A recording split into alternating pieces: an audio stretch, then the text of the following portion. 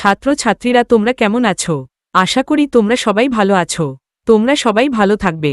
ভিডিওটা শুরু করার আগে তোমাদেরকে বলি, তোমরা যারা এই চ্যানেলে নতুন আছো তারা অবশ্যই ভিডিওটিকে সাবস্ক্রাইব করবে।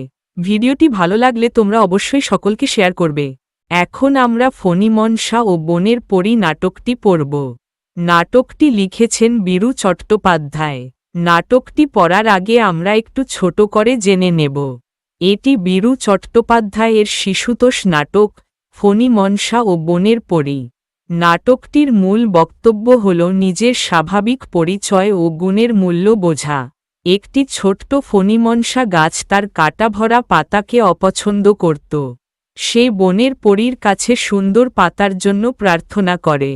প্রথমে পরী তাকে সোনার পাতা দেয়, কিন্তু ডাকাতেরা সব সোনার পাতা ছিঁড়ে নিয়ে যায়। পরে সে কাচের পাতা চায়, কিন্তু ঝড়ে সব কাচের পাতা ভেঙে যায়। এরপর সে পালং শাকের মতো নরম সবুজ পাতা চায়, যা একটি ছাগল খেয়ে ফেলে। বারবার বিপদে পড়ে ফণীমনসা বুঝতে পারে যে তার নিজের কাঁটাযুক্ত পাতাই তাকে রক্ষা করত। শেষে সে নিজের আগের পাতাই ফিরে চায়, আর বনের পরী তা ফিরিয়ে দেয়। এরপর থেকে সে আর নিজের অবস্থা নিয়ে অসন্তুষ্ট হয় না। নাটকের শিক্ষা: নিজের স্বাভাবিক বৈশিষ্ট্য ও পরিচয়কে সম্মান করা উচিত। বাহ্যিক সৌন্দর্যের চেয়ে উপযোগিতা ও নিরাপত্তা বেশি গুরুত্বপূর্ণ। অন্যকে দেখে হিংসা না করে নিজের গুণের মূল্য বুঝতে শেখা উচিত। অযথা লোভ বা অহেতুক চাওয়া অনেক সময় বিপদের কারণ হয়। এখন আমরা ফণীমনসা ও বনের পরী নাটকটি পড়ব। চরিত্রলিপিতে আছে: সূত্রধার ফণীমনসা, বনের পরী, ডাকাত দল, ঝড়, ছাগল। সূত্রধার: গভীর বন, তার ভেতরে ছোট্ট একটি ফণীমনসা গাছ। গাছটির মনে কিন্তু এক ফোঁটাও শান্তি নেই। আশেপাশে গাছেদের সুন্দর সুন্দর পাতা যতই সে দেখে, রাগে দুঃখে মন তার রি রি করে ওঠে। কি বিচ্ছিরি আর ছুচলো পাতা তার ভাবে সে। সবসময়ই কেঁদে কেঁদে আফসোস করে। ফণীমনসা সুরে: ছি ছি ছি, এমন বরাত পাতা সব যেন রে করাত। সরাত সরাত শব্দেতে জ্বালা ধরে। উহুহু বর্ষা ফলক খোঁচা দেয়, রক্ত ঝলক। পলক পলক মনটা কেমন করে। হায় গো বনের পরী, নিয়ত তোমায় সরি। করুণা করো বাচ্চা গাছের পরে। সূত্রধার: এমন সময় সে পথ দিয়ে যাচ্ছিল বনের পরী। ওর কান্না শুনে থমকে দাঁড়ালো সে। জিজ্ঞেস করল, বনের পরী, কি হয়েছে গো আমার ছোট্ট ফণীমনসা গাছ? কাঁদছ কেন? ফণীমনসা: তুমি এসেছ বনের পরী? তোমার পায়ে পড়ি, আমার এই বিতিকিচ্ছিরি পাতাগুলি তুমি পাল্টে দাও। বনের পরী: পাতা পাল্টাতে চাও? বেশ, কিরকম পাতা চাও তুমি বলো। ফণীমনসা: আমায় তুমি খুব সুন্দর সোনার পাতা করে দাও। বনের পরী: সোনার পাতা? বেশ, তথাস্তু। সূত্রধার: বনের পরী এই বলে অদৃশ্য হয়ে গেল। আর কি আশ্চর্য! সেই মুহূর্তে বাচ্চা ফণীমনসা গাছের কাঁটাভরা পাতা মিলিয়ে গিয়ে সেখানে গজিয়ে উঠল অজস্র ঝলমলে সোনার পাতা। বাচ্চা গাছটি তো মহা খুশি, আনন্দে ডগমগ। এমন সময় সেখানে এসে উপস্থিত হল কানে জবাফুল গোজা বাবরিওয়ালা একদল ডাকাত। ডাকাত দল সুরে: হারে রে, হারে রে, হারে রে, হারে রে, লুটে পুটে খাই বারেক ধরিব যারে রে। মোদের সঙ্গে শক্তিতে কেবা পারে রে।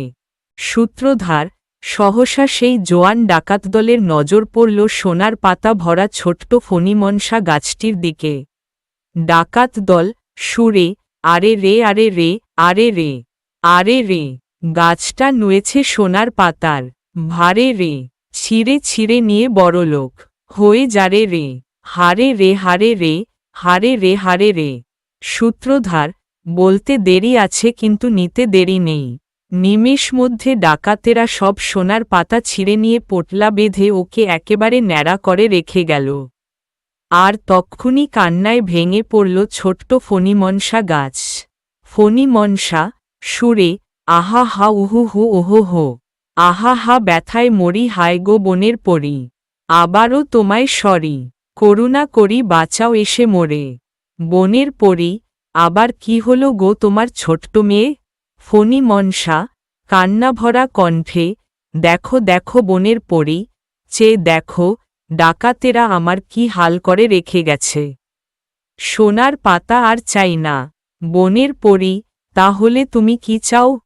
ফণী মনসা, এবার তুমি আমায় কাচের পাতা দাও। বনের পরী, কাচের পাতা। বেশ, তথাস্তু।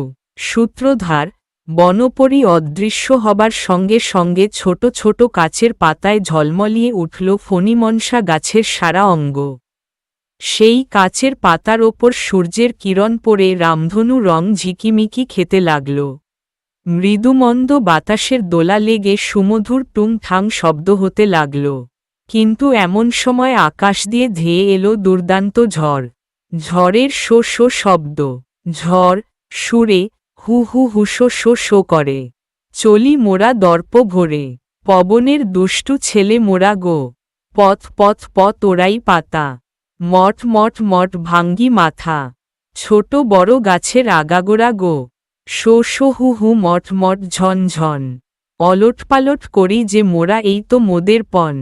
ঝন ঝন ঝন ঝন ঝন ঝন ঝন ঝন।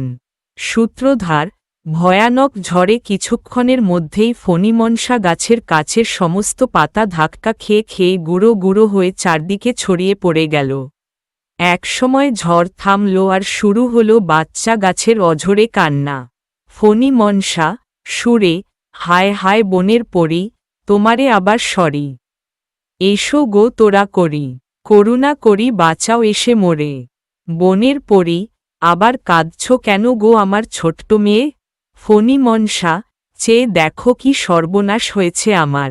কাঁচ ফাঁচ আর চাই না, তুমি আমায় এবার পালং শাকের মতো সুন্দর সবুজ কচি পাতা দাও। সূত্রধার, পরী অদৃশ্য হতেই ছোট্ট ফণীমনসার গা ভরে দেখা দিল পালংয়ের মতো কচি নরম সবুজ পাতা। দেখলে চোখ জুড়িয়ে যায়। আহ কি শান্তি! ছোট্ট গাছটির এবার দেমাকে যেন মাটিতে পা পড়ে না। মৃদুমন্দ বাতাসে হেলতে দুলতে লাগল সে মজা করে। কিন্তু কি সর্বনাশ! একটা ছাগল এদিকে আসছে যে। ছাগল সুরে, ব্যা ব্যা ব্যা, যা কিছু পাই চিবিয়ে যে খাই। ঘুরে বেড়াই ব্যা ব্যা গান গেয়ে গো, মোর কাছে সব লাগে মিষ্টি। ভগবানের বেবাক সৃষ্টি, যা কাছে পাই চিবিয়ে গিলি। জুতো থেকে পানের খিলি, পেটখানারে চাক করি সব খেয়ে গো। ফণীমনসা, ওমা কি ভয়ানক! দয়া করো, বাঁচাও আমায়। ছাগল, ব্যা ব্যা ব্যা, ব্যা ব্যা ব্যা পালং পাতা, আগে তোর মুড়াই মাথা। জিবে জল ঝরছে তোরে পেয়ে গো। সূত্রধার, তারপর কিছুক্ষণের মধ্যে ছাগলটা কচি কচি পালং পাতাগুলিকে কচকচ করে খেয়ে ফেলল। অবশেষে ছাগল চলে গেল।